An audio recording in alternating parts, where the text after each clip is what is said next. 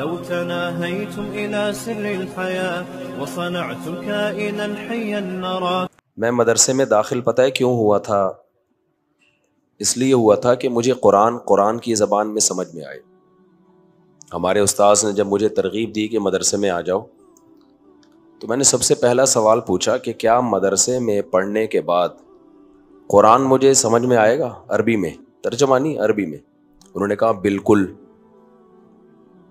پھر میں نے کہا اچھا امام تراوی میں جو پڑھتا ہے آپ کو پورا سمجھ میں آتا ہے؟ انہوں نے کہا ہاں آتا ہے.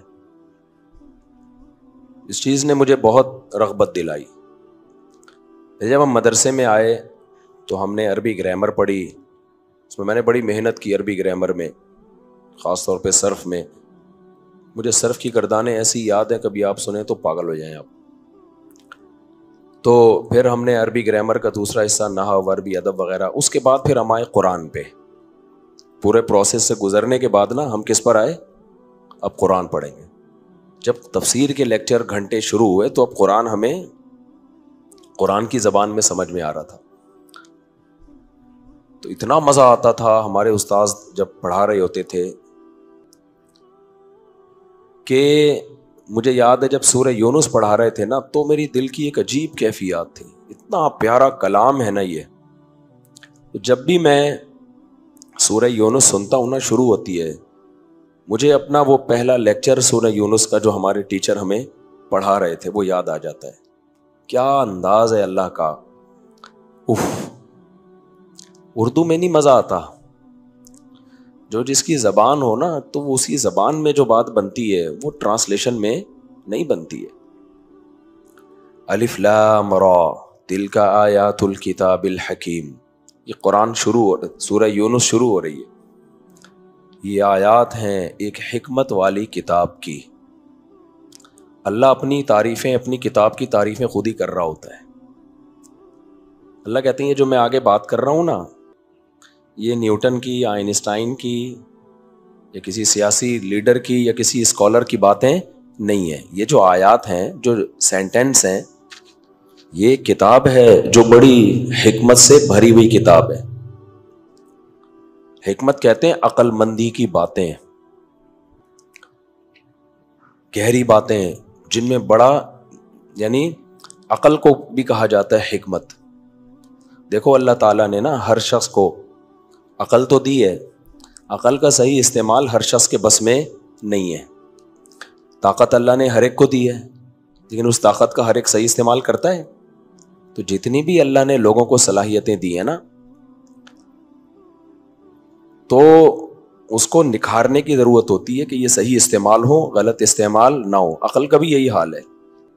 تو قرآن کیا کرتا ہے؟ آپ کی عقل کے اینگل کو ٹھیک کر دیتا ہے. اسکرو پانا لے کے کیا کرتا ہے؟ اس کو سیٹنگ پہ لے آتا ہے.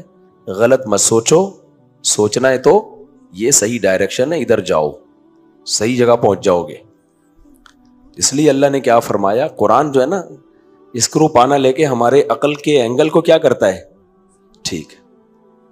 الائنمنٹ ٹیڑھی ہوتی ہے نا گاڑی کی، اسٹیئرنگ ادھر کو گھما رہے ہوتے ہیں، گاڑی کہیں اور کو جا رہی ہوتی ہے. وہ الائنمنٹ ٹھیک کر دیتا ہے تو پھر سیدھا سیدھا جانا شروع ہو جاتی ہے. تو انسان تربیت کا محتاج ہے. اس کو تربیت نہ ملے غلط سوچے گا. تو اس لیے اللہ نے فرمایا تلک آیات الکتاب الحکیم، یہ حکمت والی کتاب کی آیات ہیں، ان کو ہلکا مت لو. اور کیا انداز سے شروع کیا اللہ نے؟ اکان للناس عجبا ان اوحینا الی رجل منہم. ساری دنیا میں جو سیکولر لبرل لوگ ہیں نا، وہ مذہبی لوگوں کو عجیب ٹیڑھی آنکھوں سے دیکھتے ہیں. آج بھی لوگ مولویوں کو کہتے ہیں یار الگ دنیا کے لوگ ہیں یہ. یار بات کرو سائنس کی، یار بات کرو ٹیکنالوجی کی، کیونکہ سائنس میں ہر بات عقل کے مطابق ہوتی ہے. یار یہ باتیں عجیب عجیب سی لاتے ہیں، جنت ہے، جہنم ہے، فرشتے ہیں، قبر کا عذاب ہے. او بھائی کیا باتیں لا رہے ہو یار مارکیٹ میں؟ میں سمجھا پا رہا ہوں اپنی بات؟ یہ دنیا میں ہمیشہ سے کیا بنا ہوا ہے؟ اچھمبا. تو یہ سیکولر لوگ، لبرل لوگ جو اسلام کو نہیں مانتے، یہ ہمیشہ سے مذہبی اسکالرز پہ کیچڑ اچھالتے رہے ہیں. مذہبی لوگ اس کا جواب میں کیا کہتے ہیں؟ بھائی ہم جو باتیں کر رہے ہیں خود سے نہیں کر رہے، اصل میں اللہ نے زمین پر ایک شخص کو نمائندہ بنا کے بھیجا، پیغمبر بنا کے بھیجا، اور وہ پیغمبر اس اللہ کا پیغام انسانوں تک پہنچانے آیا ہے۔ تو اس نے یہ کہا ہے کہ جنت بھی ہے، جہنم بھی ہے، موت کے بعد ایک الگ زندگی ہے، یہ حلال ہے، یہ حرام ہے۔ تو فوراً جواب میں سیکولر لوگ کیا کہیں گے؟ او بھائی، اللہ کو کیا پڑی ہے یار، کسی انسان کو اپنا سفیر بنا کے دنیا میں بھیج دے۔ ابے چھوڑو یار، نہیں آئی میرا خیال ہے بات۔ وہ سفیر جو تھا وہ بھی تو ایک انسان تھے نا، محمد ابن عبداللہ۔ وہ پیدا ہوئے عرب کے کلچر میں، مکہ میں ایک معاذ اللہ ایک شخص پیدا ہوا، دنیا سے چلا گیا، ایک پیغام اس نے دنیا میں پھیلا دیا۔ اللہ کو کیا پڑی ہے یار لاکھوں لوگوں میں کسی کو اپنا نمائندہ بنا کے بولے؟ خدا خود کیوں نہیں آ جاتا بھائی لوگوں کو گائیڈ کرنے کے لیے؟ سمجھتے ہو؟ چھوڑو یار ان اسکالرز کی باتیں مت سنو۔ یونیورسٹی کے پروفیسر کا نیا بیان آیا ہے، وہ لاجک کی باتیں کرتے ہیں۔ میں نے بتایا تھا نا، میں ایک میڈیکل کالج میں گیا تو لوگوں نے کہا اس مولوی کا میڈیکل کالج میں کیا کام؟ یہ تو جاہل لوگ ہوتے ہیں، ان کو کیا پتا، کسی پروفیسر کو بلاؤ میڈیکل کالج میں، یہ مولوی کیا کرے گا؟ اور یہ کیا ہمیں استنجا کرنا سکھائے گا؟ یہ اعتراض کیا ہوا تھا۔ یہ تو ہمیں مولوی لوگ یہی سکھائیں گے استنجا ایسے ہوتا ہے، یہ ان کا سائنس ٹیکنالوجی ترقی سے ان لوگوں کا کیا واسطہ؟ میں نے اس کے جواب میں کہا تھا کہ ہاں استنجا ہی سکھائیں گے، کیونکہ جن کے پاس مولوی نہیں ہے نا، وہ سائنسدان تو ہے مگر استنجا نہیں کرتے۔ وہ گوروں کے پاس بڑے بڑے ڈاکٹر ہیں، 20 سال ہو گئے پانی کا استعمال نہیں کیا۔ جب اس جگہ پہ گندگی پھیلتی ہے نا تو وہ ایک اسپرے مار دیتے ہیں جراثیم والا۔ تو شکر کرو تمہیں اللہ نے مولوی دیے، تو اس بہانے تم سائنسدان تو ویسے بھی نہیں بننا تھا تم نے، کم از کم استنجا تو کر لیتے ہو۔ تو مولوی تمہیں سائنسدان بننے سے کب روک رہا ہے؟ خیر، تو یہ ہمیشہ سے ایک انسان کو نا ایک اچھمبر والی بات، اچھمبا سمجھتے ہیں نا، یہ نہیں عجیب سی لگی ہے بات یار، اللہ کو کیا پڑی یار جنت کی جہنم کی، اور کسی انسان کو نمائندہ بنا کے بھیجتا تو کوئی فرشتہ آتا، کوئی الگ سی مخلوق ہوتی، یا کوئی بہت بڑا سائنٹسٹ ہوتا جس پہ لوگ مان لیتے اس کو، کوئی الگ سے کوئی کچھ ہوتا۔ تو اللہ تعالیٰ نے یہاں سے اس اعتراض کو شروع کیا، اکان للناس، کیا لوگوں کے لیے اس بات میں عجباً، لوگ اس بات میں تعجب کر رہے ہیں، ان اوحینا الی رجل منہم، کہ ہم نے انسانوں میں سے ایک شخص کو منتخب کر لیا اور اس پر وحی نازل کرنا شروع کر دی، ان انذر الناس، اور اس کے 2 کام ہم نے ذمے میں لگا دیے۔ یعنی ان کو اس پر بھی اعتراض ہو رہا ہے، انسانوں کی سلیکشن کیوں ہوئی؟ ایک عجیب سی مخلوق آنی چاہیے تھی آسمان سے جسے دیکھ کے ہم مان لیتے کہ بھئی یہ خدا کا نمائندہ ہے۔ دوسری بات یہ وہ پیغام لے کر آتا، بزنس سکھاتا ہمیں، ٹھیک ہے نا، انسانیت کی نجات کے لیے بیماریوں کے علاج بتاتا، جیسے بڑے بڑے ڈاکٹرز آئے، نوبل انعامات ملے۔ تو یہ کیا پیکج لے کر آئے ہیں؟ تو یہ تو 1-2 ہی باتیں کرتے ہیں، یا تو جہنم سے ڈرا رہے ہیں یا جنت کی لالچ دلا رہے ہیں۔ تو اللہ کہتے ہیں تمہیں ان تینوں باتوں پہ تعجب ہو رہا ہے کہ ہم نے رجل منہم، انہی میں سے ایک انسان کو منتخب کیا، ان انذر الناس، اور ہم نے اس کے ذمے 2 کام لگائے، ایک انسانوں کو ڈراؤ، وبشر الذین آمنوا، اور دوسرا خوشخبریاں دو جو اللہ کی مان کے چلتے ہیں، ان لہم قدم صدق عند ربہم، ان کو خوشخبری دے کے چلے آنا کہ دیکھو دنیا دارالامتحان ہے، یہاں کی کامیابی کو دیکھ کر متاثر مت ہونا، تمہارے رب کے پاس تمہارا بہترین ٹھکانہ ہے، یہاں کی ناکامی بھی ناکامی، یہاں کی کامیابی بھی ناکامی، مسافر خانہ ہے، اس سے دل نہ لگانا۔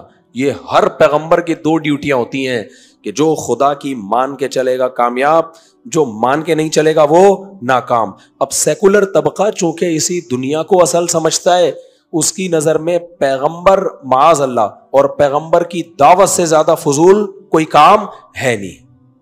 سمجھتے ہو بات کو کہ نہیں سمجھتے؟ تبھی تو لوگ کہتے ہیں مولویوں کو سائڈ پہ لگاؤ، کھڈے لین لگاؤ، ان کی سوسائٹی کی کو بالکل بھی ضرورت نہیں ہے، یہ 8 تراویح اور 20 تراویح میں ہی زندگیاں ہماری برباد کر دیں گے۔ اور یہ باتیں وہ کر رہے ہوتے ہیں جو نہ 8 پڑھ رہے ہوتے ہیں اور نہ 20 पढ़ रहे होते हैं।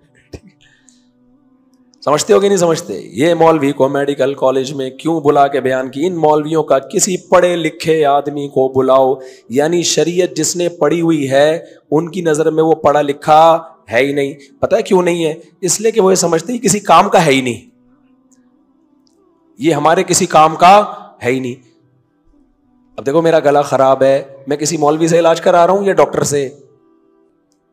डॉक्टर साहब से इलाज करा रहा हूं, वो फिर भी ना, बहरहाल करा तो रहा हूं ना। तो सर पे बाल लोगों के नहीं निकल रहे होते, बहुत से वक्त से पहले गिर जाते हैं। मौलवी बाल निकाल सकता है सर के ऊपर? बोलो, नहीं निकाल सकता। लोग कहते हैं किस काम का मौलवी है भाई?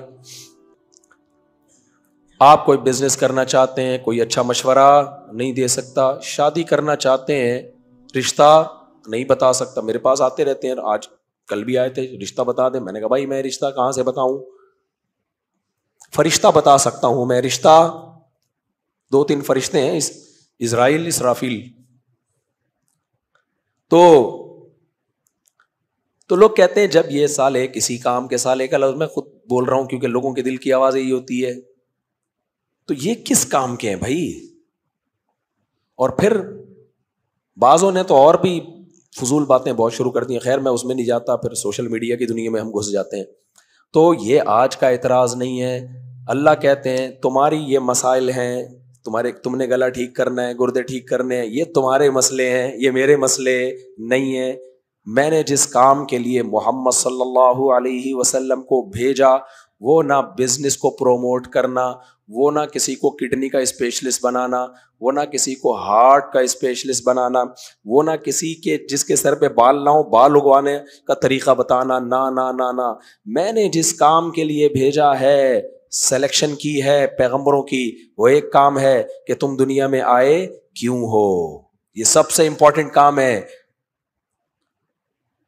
ये काम को मेरे नुमाइंदे के अलावा कोई भी नहीं करेगा।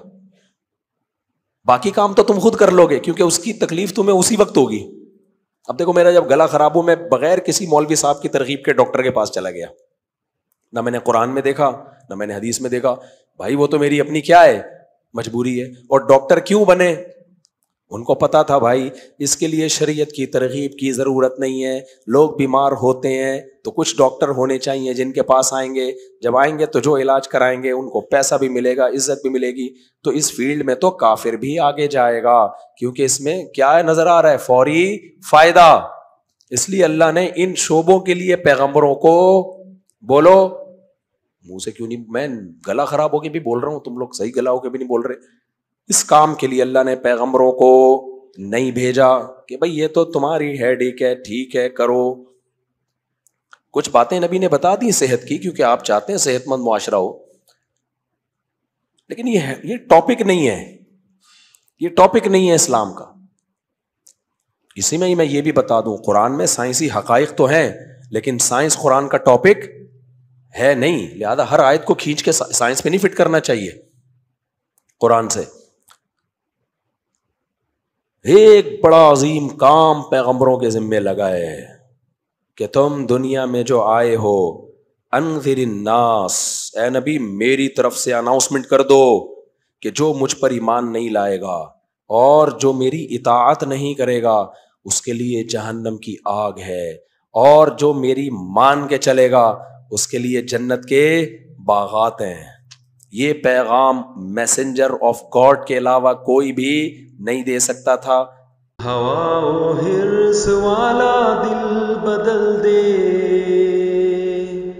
मेरा गफलत में डूबा दिल बदल दे।